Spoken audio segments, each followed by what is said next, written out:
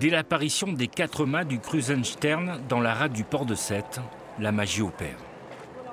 C'est vraiment une dimension qu'on n'a pas l'habitude de voir. Et puis 4 mâts, moi j'en avais jamais vu. Le mastodonte russe de 114,50 mètres impressionne tout le monde. Il est à peine 9 heures et déjà le public présent sur les quais en prend plein les yeux. C'est splendide, c'est une œuvre d'art. Je crois que c'est le russe celui-là. Oui. Voilà, donc on attend le suivant.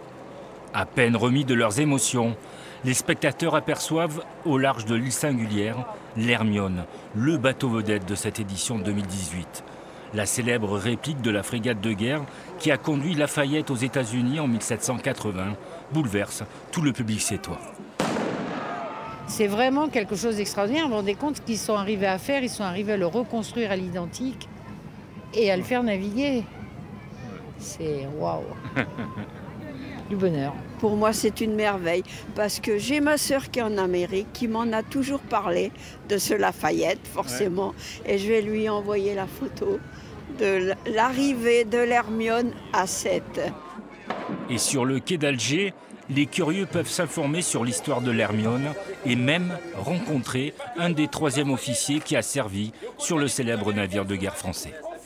J'ai servi à bord de l'Hermione et que de la voir revenir, mon cher maréchal, combien d'années plus tard? 235 ans plus tard. 235 ans plus tard, dans le port de Sète où elle n'était jamais rentrée. C'est effectivement beaucoup d'émotions.